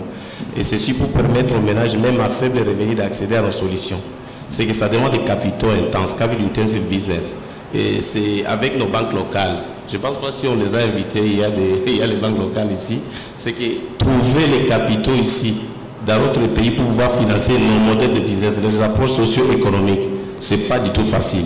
Aujourd'hui, on a déjà commencé, je peux citer Equity pour le cas d'Altec, Robank, mais j'ai un exemple d'un projet de la Banque mondiale, le projet EASE, qui avait deux volets. Le volet de la subvention des ménages et le volet d'une ligne de crédit. Et c'était autour de 10 millions de dollars. Maintenant, pour accéder à ce volet de la ligne de crédit, il faudrait passer par une procédure de Banque mondiale, Banque centrale du Congo, le Banque commerciale locale. Et maintenant, nous, en tant que bénéficiaires de la subvention, nous étions censés passer par les banques commerciales locales. Et là, on nous exigeait de passer par les méthodes traditionnelles de banque. Il faut hypothéquer. Vous avez besoin de 1 million de dollars, vous devez bloquer 1 million de dollars sur le compte. C'est comme ça qu'on va vous faciliter d'accéder à la ligne de crédit. Et jusque-là, on a bloqué ça. Ça, c'est un mauvais exemple par rapport à ça. L'argent peut venir accompagner le ménage, mais par rapport à des procédures très lourdes, traditionnelles même, mais qui n'avancent pas avec les innovations, ce n'était pas possible d'accéder à ça. C'est que nous sommes maintenant obligés d'aller chercher les capitaux ailleurs, soit aux États-Unis, en Europe, en Chine. Quand vous amenez les capitaux au Congo, pour retourner les capitaux, l'État vous demande 20% de l'impôt mobilier. Vous devez payer la TVA, 16%. Il y a d'abord la TVA à l'importation, la TVA à la consommation, soit TVA intérieure. Si par exemple avec des méthodes pay-as-you-go ici, vous songez à importer n'importe quel service, quand vous faites ça, vous devez souscrire à une licence d'importation de services, et là c'est 30%. Il y a 14% plus 16% de la TVA. Ça, je parle de la fiscalité. C'est que tout ça, ça étouffe déjà. Ici, nous parlons que nous voulons accompagner un ménage pauvre qui vit dans la zone rurale avec très faible pouvoir d'achat. Et ici, on est étouffé par beaucoup de taxes. Comment on va faire l'unité économique pour avancer les choses? C'est la raison pour laquelle nous disons que si nous voulons créer un environnement favorable, l'État doit accepter comme les pays de l'Est, par exemple le Kenya, le Burundi, la Tanzanie. On ne crée pas quelque chose de nouveau ici. Les autres le font déjà pour pouvoir aider les ménages à accéder à ces solutions énergétiques modernes de qualité. Parce que nous devons accepter de rabattre les prix d'une manière significative pour inciter la consommation en masse de nos produits. Mais il y a encore trop de barrières. Et là, je ne vais pas citer pour les cas de parafiscalité, pour d'autres ministères, environnement, culture, ministère du plan, ministère de santé, PTT, et tout le monde taxe. Et tout le monde a le pouvoir de bloquer les activités. Ce que là, on souffre. C'est stressant parfois. S'il fait des visages chez nous, ce n'est pas du tout facile. On n'aime pas le parler comme ça, c'est ça la vérité. Si on ne parle pas la vérité aussi, on ne saura pas changer. En effet. Pour compléter, je rejoins complètement le sujet, et notamment sur les tracasseries. Déjà, ça nous détourne de notre quotidien, qui doit être des opérations principalement. L'autre chose, c'est que ça a des effets secondaires sur le business qui sont liés au fait que les investisseurs ont le choix. C'est pas difficile aujourd'hui d'investir dans l'énergie en Afrique. Et quand on fait la liste, eux, ils voient, on est obligé de reporter, nous, à nos boards, on a même les mêmes types d'investisseurs, on doit reporter toute tracasserie doit être reportée aux investisseurs. Quand ils voient déjà les difficultés opérationnelles qui sont liées à la grandeur du Congo, la logistique, et qui voient les tracasseries, on peut penser qu'il y en a certains qui choisissent des pays plus faciles. Donc, pour revenir au début de la question, j'ai déjà appelé Sandrine à l'aide au moins une fois, et elle a répondu. Mais je pense que l'ARO peut avoir un rôle justement dans cette simplification. Dire en fait, finalement, c'est pour cette industrie-là, peut-être, il y a des règles qui sont spécifiques pour 10 ans, pas à vie, mais pour 10 ans. On les laisse développer autant qu'ils peuvent, et puis ensuite, quand les poussins seront devenus poules, on pourra venir chercher les œufs, mais pas avant. Voilà. Bah, j'espère que Madame le DG vous a entendu. Oui, j'allais ajouter quelque chose, parce que j'ai entendu quand la directrice générale a parlé dans son introduction que l'autorité de régulation est en train de travailler sur les tarifs. J'aime bien les tarifs. D'ailleurs, moi, je propose qu'on fasse un guichet unique pour payer les taxes du secteur, par exemple, de l'électrification au réseau. Si on peut créer un guichet unique, on canalise les taxes là-bas. Non, on est tous conscients que nous devons payer les taxes pour qu'on avance les pays. Mais est-ce que nous pouvons canaliser ça? Mais si on va ajouter d'autres tarifs, ça va encore étouffer les entrepreneurs davantage. C'est que si l'autorité de régulation aujourd'hui est en train d'ajouter d'autres tarifs sur les taxes déjà qui nous étouffent, c'est que là, comme les Nigériens aiment le dire, you are finished. C'est ça. C'est qu'assainir, nous pensons que l'autorité de régulation devait assainir et puis amener par exemple des innovations comme un guichet unique de paiement de taxes pour le secteur électrification hors réseau. Madame le DG va certainement répondre à votre inquiétude. Oui, je veux préciser. Nous n'ajoutons pas de taxes. Quand je parlais d'études tarifaires, c'est quoi? C'est-à-dire, vous êtes des opérateurs, vous savez combien ça vous a coûté pour produire 1 kWh, n'est-ce pas? Et vous savez à combien vous voulez le revendre. Donc, au niveau, vous faites les Solar Home Systems qui sont exemptés parce que ce sont des kits de petite taille. Mais si vous étiez par exemple comme Nourou, vous viendriez, vous dites, voilà, j'aimerais bien vendre mon électricité à 11 centimes par kilowattheure, par exemple. Alors vous venez à l'autorité de régulation du secteur de l'électricité et nous analysons votre tarif. C'est ce que j'entends par étude tarifaire. Nous ne sommes pas là pour créer des taxes, non, ce n'est pas notre rôle. Donc nous analysons votre tarif et on regarde si ça correspond à la loi, parce qu'il y a une marge de bénéfice qui est acceptée dans la loi.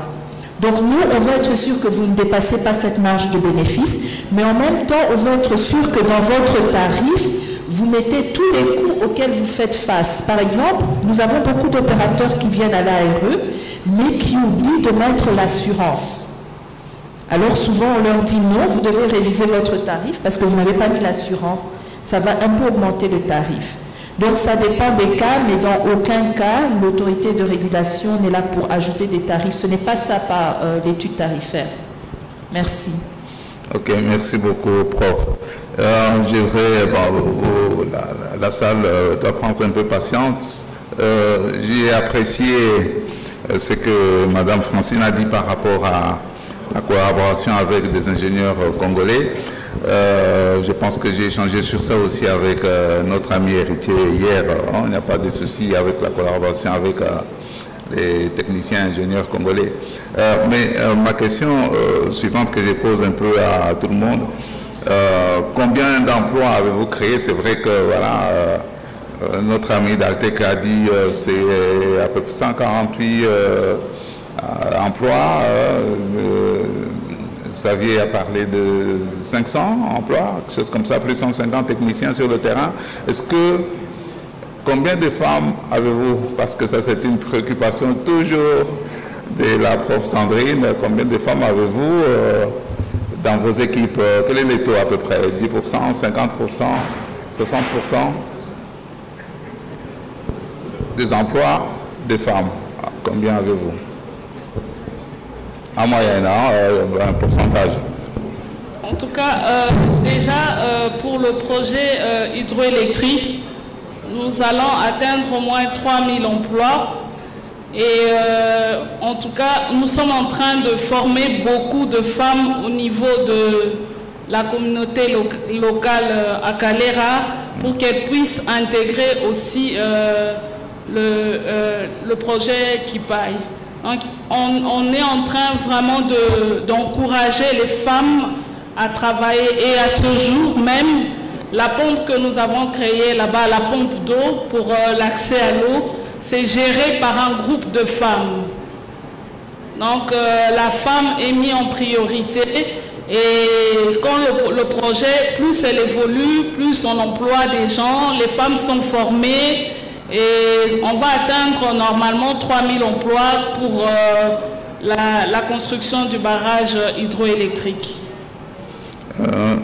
Vous m'avez un tout petit peu inquiété, Madame Francine, lorsque vous avez dit que vous avez le projet Toll contre haricot, c'est ça? C'était Toll contre quoi? Projet Toll Malaki. Ok. Mais je pense que vous donnez les tolls. Oui, mais on construit des maisons en tôle ou bien... On a encouragé la communauté qu'on a trouvée, les villageois. Il y a la possibilité de faire de l'agriculture autour du projet. Alors, on les a encouragés à faire la culture des haricots. Et pour les motiver, ils viennent nous vendre des sacs haricots contre les tôles qu'on leur donne. Et aujourd'hui, la plupart des maisons qui sont là-bas n'ont plus des pailles, c'est plutôt des tôles. Parce que ça leur pousse à aller dans l'agriculture pour avoir des tôles pour leur maison. C'est ça en fait le projet Toll Malaki. Non, en fait, Malaki, c'est les haricots dans le... Ce que je voulais dire, c'est des tôles plus les clous, plus les planches ou juste... Pardon? Je voulais dire, vous donnez les tôles et les clous et les planches ou vous donnez juste les tôles? On donne principalement les tôles.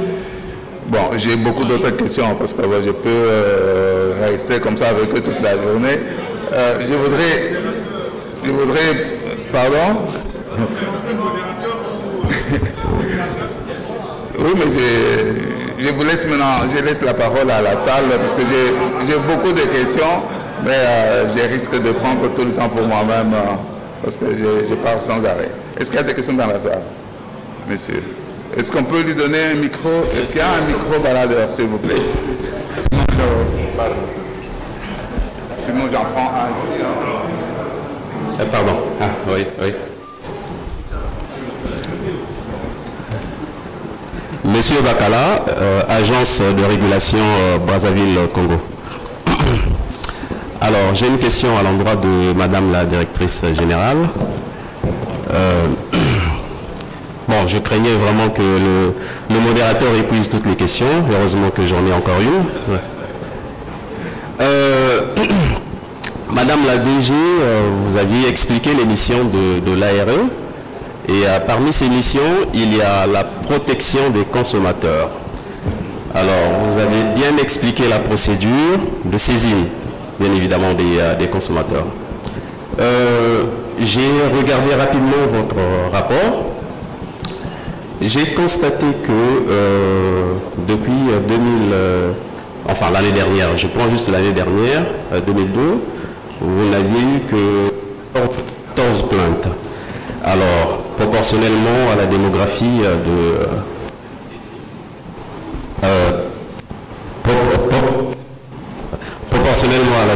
de la RDC, je pense qu'il y a un petit souci. Bon, je me dis de deux choses l'une. Je ne ferai pas les questions et les réponses, mais vous aurez peut-être une autre réponse. Alors, soit il y a un problème de communication, votre direction de communication ne fait pas le nécessaire pour expliquer les procédures de saisine aux consommateurs, ou encore, certainement, les différences sont réglées en amont.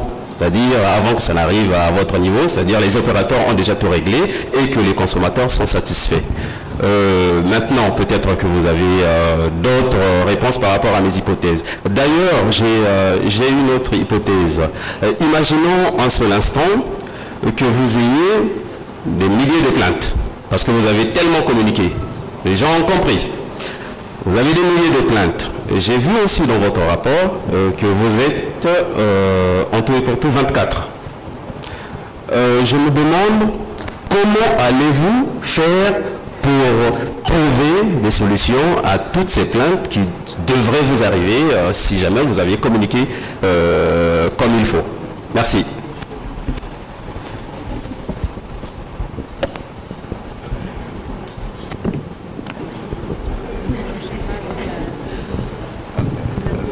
Merci beaucoup pour ces questions. Ce sont des questions vraiment pratiques. Alors, c'est vrai que dans le rapport annuel, nous avons reçu une vingtaine de plaintes. J'aimerais un peu expliquer le processus. Donc, nous avons été nommés le 17 juillet 2020 pour diriger l'ARE et mettre l'ARE sur pied pratiquement. Dès que nous avons été nommés, nous avons contacté la Société nationale d'électricité, qui est l'opérateur historique, pour savoir quel était leur processus de résolution de plainte.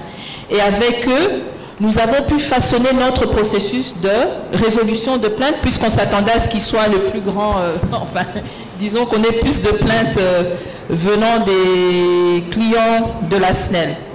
Et donc, après avoir finalisé notre processus de plainte, c'est en novembre 2021 que nous avons officiellement ouvert la cellule des consommateurs.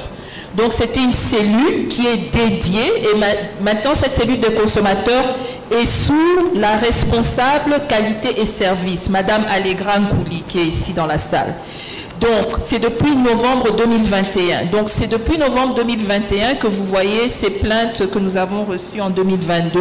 Ce qui est vrai, votre hypothèse était correcte, c'est qu'il n'y a pas encore eu une grande vulgarisation sur le processus des plaintes des consommateurs. Donc, beaucoup de gens ne sont pas au courant de cela. Alors, nous sommes en train de faire le plaidoyer pour qu'on puisse avoir des campagnes de vulgarisation. À un moment, la Banque mondiale devait nous accompagner sur la vulgarisation. On a fait le processus de sélection de cabinets pour la campagne de vulgarisation. Mais au moment d'obtenir l'objection de la Banque mondiale, il y a eu un blocage. Donc, du coup, on est en train de revoir, pendant que la Banque mondiale est en train de mettre un peu changer les choses dans leur banque. De notre côté, on est en train de voir comment faire la vulgarisation en interne Donc on espère que bientôt, on pourra faire une vulgarisation afin que les gens sachent quels sont leurs droits, qu'ils peuvent porter plainte et comment porter plainte. Et ce qui est vrai, c'est que dès qu'on va faire cette vulgarisation, maintenant que nous avons le pôle Est, on pourra bien faire la vulgarisation à l'Est et au centre. Et on verra comment le faire dans le Sud. Dans quelques semaines, on espère ouvrir un bureau au Sud. Ce qui est vrai, c'est qu'une fois que cette vulgarisation va prendre, on aura beaucoup de demandes. Donc, en 2022, c'est vrai que nous avions un effectif de 24 employés. Sur ces 24 employés, 42% étaient des femmes. Professeur Béa, 42% de l'effectif de l'ARE étaient des femmes en 2022. Mais on espère que nous serons appuyés et que nous pourrons augmenter notre effectif pour pouvoir répondre correctement à toutes ces demandes qui s'annoncent déjà dans le futur. Donc, pour cela, on a vraiment besoin de l'accompagnement du gouvernement, l'accompagnement de tous nos partenaires techniques et financiers pour qu'on puisse vraiment éclore comme il se doit. Je ne sais pas si le DGA voudrait ajouter quelque chose, puisque le DGA, Maître Marco Couillou, a vraiment été le pilote de la cellule des consommateurs et en fait, il peut en dire beaucoup plus sur cette cellule, étant donné qu'il est juriste de formation et qu'il a fait la conciliation dispute auprès de la FEC. Il est inscrit au barreau de la Gombe, il est inscrit ici à Kinshasa, il est inscrit au barreau en Belgique. Il est inscrit au barreau au Canada, donc tout ce qui a à voir question cellule de consommateurs, c'est vraiment le directeur général adjoint. Je ne sais pas si vous voulez ajouter quelque chose, maître. C'est bon, hein? Ok, merci. Monsieur. Merci beaucoup. C'est Monsieur Noumao Ibrahim.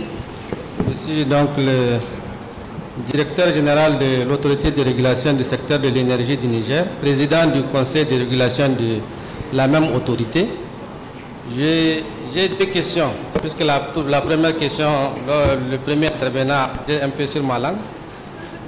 J'ai deux autres questions à la directrice. La première question, c'est par rapport à la prise en compte des différents intervenants que je viens d'écouter. Les différents intervenants ont eu à donner ce qu'ils ont eu à faire dans le processus de l'accès de la population à l'électricité. Est-ce que l'autorité de régulation prend en compte dans ses calculs leur participation pour avoir un taux plus élevé? Pourquoi je pose cette question? Parce que des 7 intervenants, il y a 4 qui ont parlé du taux d'accès.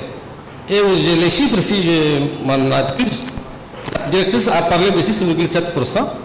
Il y a celui qui a parlé de 10%, inférieur à 10%. Il y a un autre chiffre, c'est 20%, et un autre 15%. Vous voyez, on a le même problème, madame la directrice. Chez moi, on a la même difficulté, le problème de statistiques. Nous, on dit que le régulateur est l'entrée et la porte d'entrée de l'investisseur. Or, on voit que chaque fois, quand on se rencontre à des rencontres de ce genre, on trouve que les statistiques que nous donnons sont toujours différentes des uns par rapport aux autres. Ce qui n'est pas normal. On devrait avoir un même site de statistiques sur ces questions. Sinon, si l'investisseur devrait arriver et avoir des chiffres disparates à la tête du client, ça pose un sérieux problème à nous autres et même à l'investisseur. Donc, je voulais savoir comment est-ce que vous êtes en train de vouloir régler ce problème-là de chiffres. Parce que j'ai le même problème dans mon pays et nous sommes en train de vouloir régler définitivement cette question. Donc, je pose cette question. Merci. Une très bonne question, je pense. Oui, merci beaucoup. C'est une question excellente. Parce que c'est très important pour dire qu'on peut maîtriser le secteur ou qu'on contrôle le secteur, il faut absolument avoir des chiffres. Et c'est pour ça que vous voyez qu'en 2022, nous nous sommes vraiment attelés à avoir les statistiques du secteur, puisque je vous avoue, avant que l'autorité de régulation du secteur de l'électricité ne soit sur pied, c'était la même chose. On obtenait des titres, des chiffres disparates. Certains disaient le taux d'électrification c'est 9%, 13%, 16%, 22%. Donc à la fin on disait seulement que le taux d'électrification c'est moins de 30%. Et moi en tant qu'ingénieur je me suis dit non, on va calculer les statistiques, mais on va récolter les données des opérateurs. Donc c'est ce qu'on a fait en 2022. On a commencé un processus de collecte des statistiques du secteur. On a eu les statistiques. D'ailleurs, tous ceux qui sont ici ont participé. Il y a eu 8 des opérateurs qui ont participé. Et c'est comme ça, y compris la SNEL. Et c'est comme ça qu'on a pu calculer les statistiques du secteur. Donc moi, je vous dirais que les chiffres à suivre sont ceux de notre rapport annuel. Nous avons montré les formules utilisées. Il y a la couverture géographique. Beaucoup de gens confondent les trois notions. Il y a la couverture géographique qui, elle, regarde la population par rapport à la population des zones servies. La couverture géographique en RDC, c'est 35%. Il y a la desserte. Et la desserte est différente de l'accès à l'électricité et l'électrification. Souvent, les gens utilisent desserte et accès d'une manière interchangeable, mais ce n'est pas correct. Parce que l'accès à l'électricité, c'est le nombre de clients qui ont accès à l'électricité divisé par la population totale. C'est comme ça qu'en RDC, c'est 6%, puisque nous avons 97 millions, à peu près 97 millions de gens en 2022. Donc, c'était pour éviter justement ce flou que nous avons calculé les statistiques du secteur avec l'aide des opérateurs. Dans la loi, il est prévu que chaque mois, l'opérateur nous donne les statistiques du secteur. Et donc, on a commencé ça en 2022. C'était très difficile parce qu'il fallait qu'on envoie les spreadsheets Excel et qu'on compile tout ça. Mais depuis lors, on a beaucoup travaillé avec nos équipes. On a maintenant mis ça, on a accès à partir de notre website. Et on a donné un petit manuel, on a fait le webinaire pour un peu montrer aux opérateurs comment remplir. En 3 minutes, ils peuvent mettre les statistiques de 3 mois. Donc on a facilité l'outil. Donc nous avons créé un outil pour la collecte des statistiques. Nous l'avons disséminé à travers le website pour qu'ils aient un accès facile qui est sécurisé aussi. Et en même temps que nous ayons fait ça, donc cette année, c'est la première fois qu'on va... Merci. Cette année, ce sera la première fois qu'on va utiliser cet outil. Et en même temps, nous sommes en train d'envoyer nos employés, nos agents en formation. Nous avons pour l'instant un agent que nous avons, qui est en ce moment-ci en Italie, en train de suivre une formation spécifique sur la collecte des statistiques. En plus de cet agent, il y a à peu près une dizaine des agents de l'ARE qui ont pris part à une formation sur la collecte des statistiques qui était donnée par l'International Energy Agency. Et avant qu'on puisse faire ces formations, je suis membre il y a le International Energy Agency avait mis en place une initiative après le G20. Quand il y a eu le G20 récemment, j'étais déléguée de la RDC et j'ai obtenu que la RDC fasse partie de cette initiative qui s'appelle le TDEN, Digital Demand Driven Energy Network. Qu'est-ce que ça veut dire? Comment utiliser la digitalisation pour électrifier le monde à un meilleur coût? Et donc on se réunit chaque mois pour voir quelles sont les innovations qui peuvent être faites. Et le mois passé, c'était justement l'Assemblée Générale qui avait eu lieu à Paris. C'était une rencontre à huis clos. Et j'ai présenté, je leur ai montré le rapport de l'ARE. J'ai dit voilà, comme on est en train de parler de digitalisation, la question qui revient souvent c'est quels sont les bénéfices de la digitalisation? Quels sont les bénéfices de la digitalisation? Alors permettez-moi de partager quelques chiffres qui sont le bénéfice de la digitalisation. Je leur ai montré notre rapport annuel rapidement et je leur ai montré la partie où vous avez fait l'implémentation du paiement électronique. Là, on voit les clients passer de 800 000 ménages facturés en 2021 à 840 000 en 2022. Ça, c'est grâce à la digitalisation puisque maintenant les clients peuvent payer la facture électronique. Ils n'ont plus besoin d'aller Alors quand je leur ai parlé de ça, ils étaient très contents et on est encore en train de poursuivre pour la collecte des statistiques. Donc on est en train de voir une sorte de partenariat avec International Energy Agency pour nous aider dans la collecte des statistiques. Et ils veulent connaître tous les statistiques qu'on produit, ils veulent pouvoir les utiliser, les exploiter. Donc ça c'est une chose que nous sommes en train de faire pour régler ce problème. Donc l'idée c'est que vous voulez des statistiques du secteur en RDC, vous venez à l'ARE dans notre website, dans nos rapports annuels, et comme on parle déjà avec tous les opérateurs, on récolte les données, on les calcule d'une manière transparente, on donne nos formules et on les publie. Donc voilà un peu ce qu'on essaye de faire là-dessus. Il y a encore une marche quand même, parce qu'on ne tient pas compte de ceux qui s'auto-alimentent. Oui, en effet. Donc ça, c'est, professeur Béa, on y va par étapes. Hein. Donc vous voyez, comme je vous ai dit dans la loi, selon la quantité, il y a des régimes. Maintenant, ceux qui s'auto-alimentent, souvent c'est dans le régime de la libération. Pardon, la liberté. Dans le régime de la liberté. On va arriver au régime de la liberté où on va demander à chacun de dire quelle est leur production. On arrivera là, mais on y va par étapes. D'accord. Oui. Est-ce qu'il y a encore une question? Ah bah, il y a beaucoup de questions là. On va demander juste derrière, voilà, vous présenter, et puis il n'y avait pas que moi qui avait beaucoup de questions.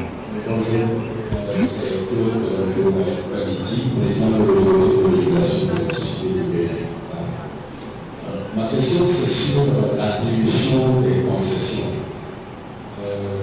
J'ai comme ça montré ici avec le central hydroélectrique combiné à une centrale photovoltaïque. Alors, est-ce que ça a été attribué par appel d'offres, par entente directe ou par gré à gré? Deuxièmement, j'ai vu l'accroissement de la pénétration du photovoltaïque. Est-ce que vous n'avez pas de problème avec la stabilité du réseau ou bien comment vous tenez compte de la stabilité du réseau dans le déploiement de ces centrales photovoltaïques? Merci. Merci pour la question.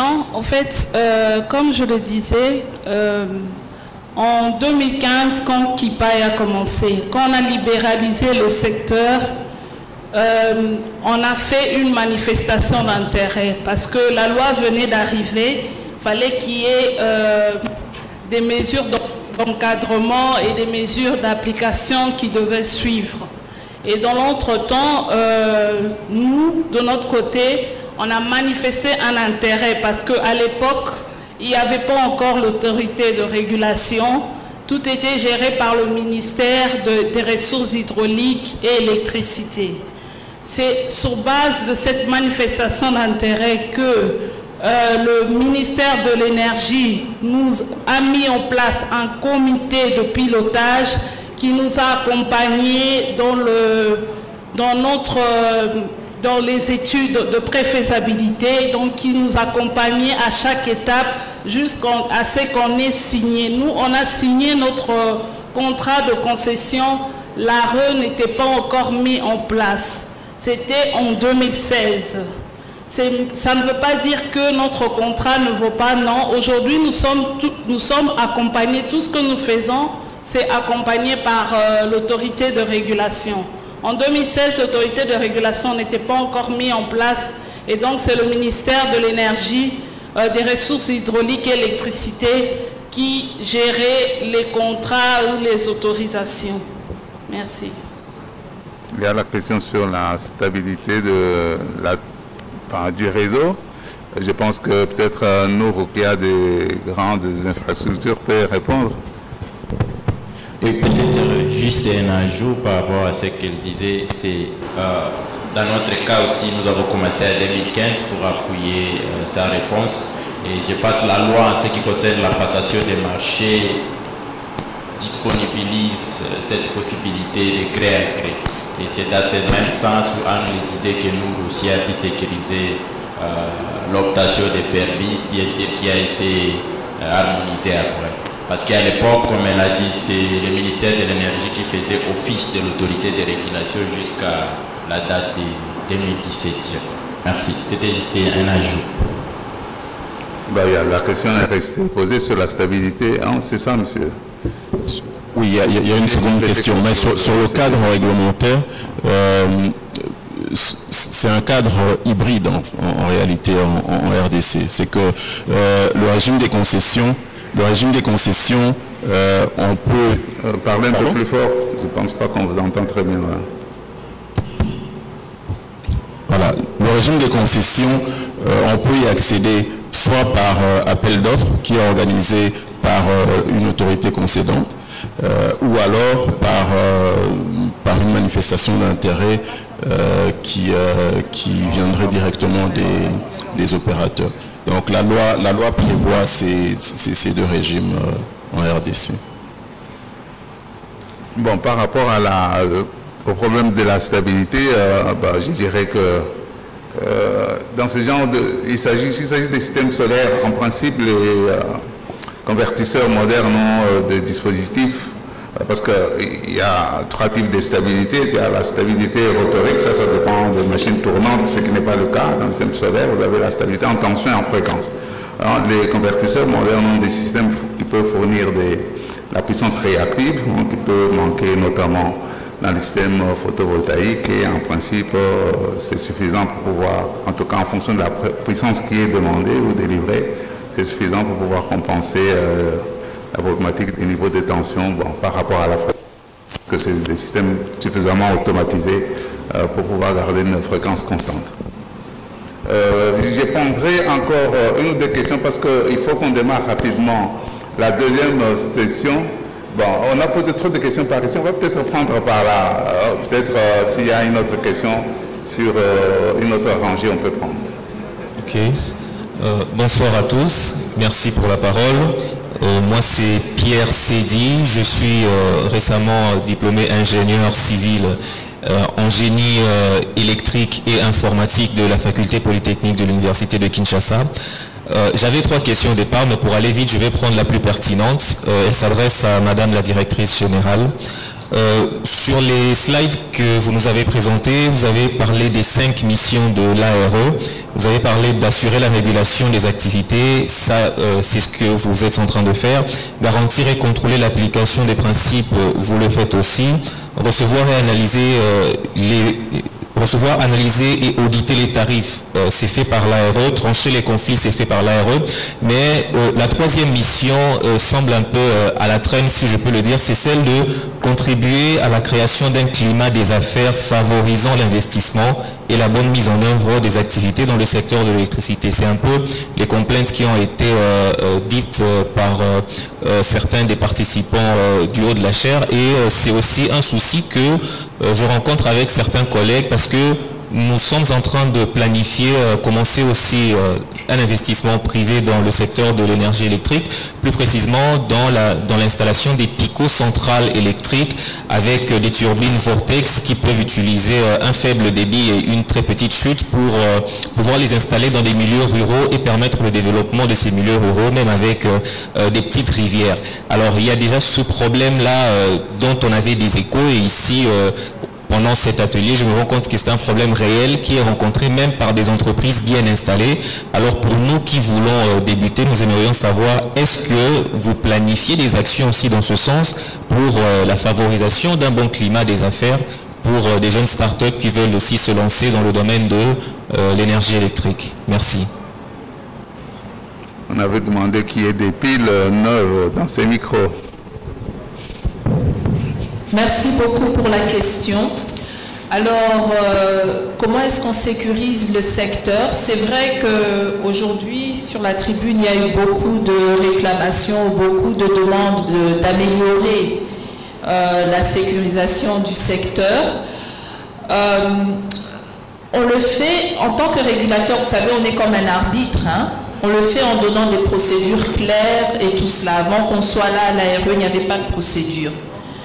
Et donc on le fait en parlant avec les opérateurs au fur et à mesure. Chaque fois qu'on reçoit un dossier, on apprend quelque chose de neuf, pratiquement. et on modifie les procédures de cette manière. Bon, maintenant, concernant les nouvelles entreprises, l'entrepreneuriat des jeunes, les nouvelles start-up, comme vous l'avez entendu ici, des entreprises établies, il y a beaucoup de choses à faire dans le secteur de l'énergie, mais tout ce potentiel vient aussi avec toutes sortes de challenges. Donc, en tant qu'autorité de régulation du secteur de l'électricité, nous sommes là pour vous appuyer. C'est ce qu'on fait pratiquement avec les différents opérateurs qui viennent. Bon, si la question pour savoir si on a un programme spécifique pour les nouvelles start-up, je ne pense pas qu'on a élaboré un programme comme ça, mais ça ne veut pas dire que ça ne peut pas se faire. Ce que nous faisons, quand vous êtes toute personne qui est intéressée, on les invite toujours à venir chez nous au bureau et on a une séance de travail. On écoute quel est le projet que vous voulez faire. Vous dites, j'aimerais bien produire de l'énergie hydroélectrique à partir de la technologie Vortex. Ok, c'est très bien, ça n'a pas beaucoup d'impact sur l'écosystème. Donc on vous dit, ok, voici les éléments de votre dossier. Si vous voulez faire cela, voici les éléments de votre dossier. Et cette liste d'éléments qu'il faut mettre dans votre dossier, on le met aussi sur le website. Et on vous oriente. Donc ce que nous faisons un peu, nous faisons la pédagogie avec chaque opérateur qui vient parce que le secteur est neuf. Donc on dit, pour votre dossier, il nous faut tel document et voici les étapes que nous allons suivre. Et c'est comme ça qu'on chemine. Et quand on arrive quelque part, s'ils disent, vous savez quoi, j'ai un problème avec mon investisseur, il y a tel problème, ceci, cela, alors on voit au niveau de l'ARE, nous sommes ce qu'on dit résilients. On voit qu'est-ce que nous pouvons faire au niveau de l'ARE dans le contexte actuel de la loi pour aider l'opérateur. Et là, on le fait. Donc, on a tellement de cas comme ça. Et récemment, nous étions au Kenya. On a rencontré un des opérateurs, Car Powership. Car Powership est en train de faire une technologie où ils prennent des bateaux. Ils ont un groupe électrogène sur un bateau et ils le mettent en marche. Ils produisent de l'électricité qu'ils connectent directement à une ville. Ils sont établis dans plusieurs pays africains et on a travaillé avec eux pour avoir un titre ici, pour le faire à Matadi. Mais c'était une nouvelle technologie qui n'était pas prévue par la loi et donc il y avait beaucoup de choses sur le plan de vue juridique et technique qu'il fallait faire. Mais on a cheminé avec eux pendant plusieurs mois jusqu'à ce que tout soit fait. Et quand on les a vus au Kenya, ils disent en tout cas merci beaucoup d'avoir travaillé avec nous. Donc c'est ce qu'on fait, on accompagne en fait les opérateurs. C'est vrai qu'on devrait le faire davantage. Il faudrait aussi davantage d'accompagnement du gouvernement et de nos partenaires, mais c'est ce qu'on fait déjà one-on-one. On accompagne les opérateurs. Donc si vous avez votre projet, vous viendrez à l'ARE, ça sera le même processus. On va vous écouter, voir quel est votre but et vous orienter. Il y a aussi beaucoup de gens qui viennent chez nous à l'ARE quand, en fait, ils doivent commencer à l'ANAPI. Parce que je ne sais pas si vous avez déjà tout le RCCM, tous les documents, identification nationale, mais si ce n'est pas le cas, par exemple, vous devez commencer à l'ANAPI qui va vous accompagner pour obtenir le RCCM, identification nationale, patati patata. Et une fois que vous ficelez votre projet, là, vous venez à l'ARE. En fait, on vient à l'ARE quand on est déjà constitué en tant que compagnie. Donc, c'est un peu ce que nous faisons aussi. On guide, hein, selon l'état, selon le niveau d'exécution du projet, on va vous guider. Mais si vous n'êtes pas encore prêt pour l'ARE, on vous dira, voyez telle personne, voyez tel établissement. Et si vous êtes prêt pour l'ARE, on chemine avec vous jusqu'au bout.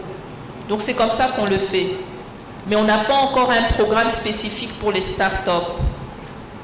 Okay, j'espère que j'ai répondu à votre question, Monsieur Pierre. Merci beaucoup. Et j'en profite pour féliciter Monsieur Pierre Sédi, qui a inventé un casque qui permet de contrôler un robot par la pensée. Donc, c'est le jeune ingénieur qui était inspiré par X-Men, une de mes séries préférées, et qui a créé son petit casque qu'il porte et qui peut faire bouger la voiture. Donc, moi, je suis contente de l'avoir dans la salle. Voici le futur du Congo. Eh ben, moi aussi, je suis content d'être son doyen. Il est aussi mon étudiant. Hein? juste pour compléter, je pense que tous les opérateurs qui sont ici peuvent aussi te donner des conseils, hein, parce qu'il y a de la place pour tout le monde, d'après ce que j'ai compris. Hein. Vous voulez dire quelque chose, parce qu'on est presque à la fin. D'accord.